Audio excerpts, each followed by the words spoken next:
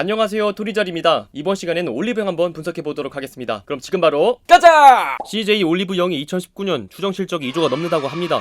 2018년 1조 6,500억 원대에서 무려 16%가 넘는 성장에 성공했어요. 작년 미중 분쟁에 여러 악재가 겹치게 되며 온라인 쇼핑이 늘어난 것은 모두 알 텐데 올리브영은 선방을 했네요. 그렇다면 국내 H&B 시장은 전체적으로 잘 살아남은 것인가? 아닙니다. 2019년 랄라블라 매출 1627억 원, 영업이익 마이너스 159억 원. 이미 2018년에도 영업이익 마이너스 254억 원을 내어서 매각설이 나돌 정도로 상황이 좋지 않고요. 3위 롭스는 정확한 매출 파악은 어렵지만 지주사인 롯데쇼핑이 대거 적자를 낸 것으로 보았을 때 롭스 역시 별반 다른 차이를 보이지 않을 것 같고요. 실제로 롭스는 경영 악화로 선우영 대표에서 홍성호 대표로 선장이 변경되기도 했습니다. 현재 국내 H&B 부문의 매장의 78%는 올리브영입니다. 2019년 상반기 기준 전국에 1233개 H&B 스토어가 있는데 그중 80%가 올리브영이에요. 나머지 브랜드의 매장 수를 모두 합쳐도 올리브영에 안 된다는 말이죠. 그럼 여기서 의문이 시작됐는데 현재 추세적으로 시작되고 있는 온라인 대시대에서 국내 오프라인 중심의 올리브영이 저렇게 좋은 실적을 낼 수 있었던 이유는? 우선 가장 첫 번째로 적자였던 해외 시장들을 철수했습니다. 올리브영은 2012년 중국에 진출하게 됩니다. 하지만 단기 순손실이 2012년부터 2019년까지 전부 적자가 나게 되고 당시에는 중국 시장 철수란 없다 라는 슬로건을 내세우지만 매장 한 곳만 남기고 사실상 철수를 하셨고 2019년 초 중국 현지 매장 한 곳만을 남기고 전 점포를 철수하는 한편 6월부터 온라인 판매로 전환했습니다. 수년째 적자를 거듭하던 중국 사업에서 발빠른 구조조정을 단행한 덕분에 CJ 올리브영은 고정비 부담을 상당히 절감할 수 있었죠. 그리고 미국 시장도 2년 동안 적자만 내다가 사실상 폐업으로 2년 만에 사업을 접었고요.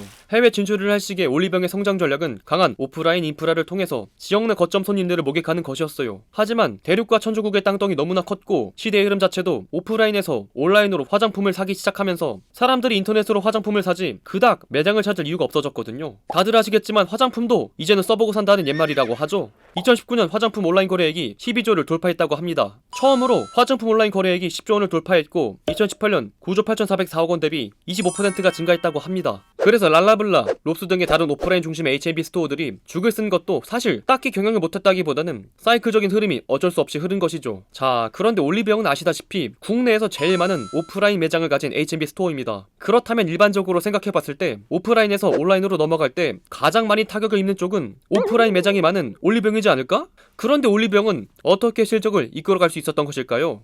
해법은 온라인에 있었습니다. 쇼핑 트렌드가 온라인으로 변화하기 시작하면서 올리브영도 발빠르게 대응하기 위해 2018년 12월 오늘 드림이란 서비스를 출범합니다. 오늘 드림 서비스는 고객이 온라인으로 구매한 상품을 주소지 인근 매장에서 3시간 이내에 배송을 해주는 것입니다. 지역 거점에 있는 각 올리브영 매장들을 마치 쿠팡의 물류센터처럼 이용하면서 로켓 배송과 같이 당일 배송을 하는 전략을 짠 것이죠. 당연히 오늘 드림 서비스는 대박을 치게 되고 화장품의 온라인 수요를 이끌어오면서 CJ 올리브영의 온라인 매출은 2019년 상반기 기준 950억 원으로 전년 동기 대비 60% 성장했다고 합니다. 그리고 2020년 상반기 우리 유튜버가 싫어하는 질병으로 온라인이 아주 폭발했잖아요. 당연한 이야기지만 올리브영의 오늘 드림의 주문 건수, 매출액이 전년 동기 대비 각각 205%, 183%가 증가했다고 합니다. 그럼 CJ 올리브영은 물 들어왔으니 너 좋아야겠죠? CJ 올리브영은 2019년 말 용인에 총 면적 72,000 세제곱미터 약 21,800평에 이르는 신규 통합 물류센터를 준공하며 오늘 드림 서비스를 전국 단위로 확대한다고 합니다.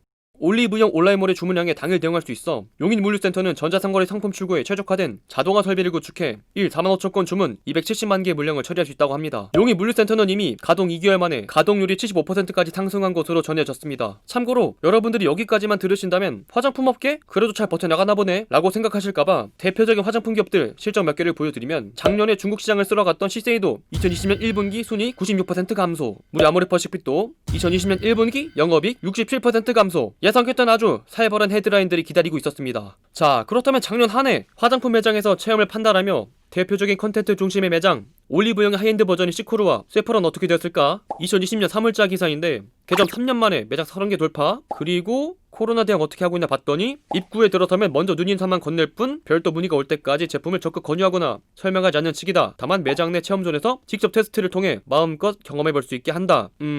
이거 상황이 올리브영이랑 별반 다를 바가 없죠. 이런 상황에 결국 시코르를 운영하는 신세계와 세포라가 오프라인뿐만 아니라 온라인 채널에 더욱 치중해야 될 상황이 온 것입니다. 코로나로 화장품 비대면 유통시대가 오면서 대표적인 오프라인 매장들이 위기를 겪는 가운데 올리브영은 오프라인 매장을 통한 옴니채널을 구축하게 되며 온라인을 통한 성장 전략으로 위기를 타개해 나가고 있습니다. 국내 화장품 업계가 전체적으로 침체하는 상황 속에서 화장품 유통을 주도하던 H&B 스토어 역시 부진을 면치 못했습니다. 하지만 올리브영은 그 와중에서도 국내 최대 점포라는 오프라인 한계 속에서 온라인으로 빠르게 전환을 시도하면서 매출을 이끌었습니다. 어떻게 보면 국내 H&B 스토어 중에 가장 타격을 많이 입을 것 같던 올리브영이 지역 내 거점을 마련한 인프라를 통해서 가장 빠르게 온라인의 변화를 이끌어낸 좋은 결과라 볼 수 있겠죠. 단순히 국내 거점에 매장을 차려서 그 모객으로 매출을 창출하겠다가 아니라 오픈한 매장을 통해서 당일 3시간에 배송을 해주는 혁신적인 서비스로 온라인과 오프라인 모두 잡을 수 있었던 것입니다. 그래서 다른 경쟁사들이 적자를 면치 못하고 허덕이고 있을 때 올리브영은 이렇게 높은 성과를 이끌 수 있었죠. 이제는 단순히 올리브영이 오프라인 쪽만 진출하는 것이 아니라 온라인 쪽도 더욱더 큰 매출의 전략이 될 수 있습니다. 전자제품,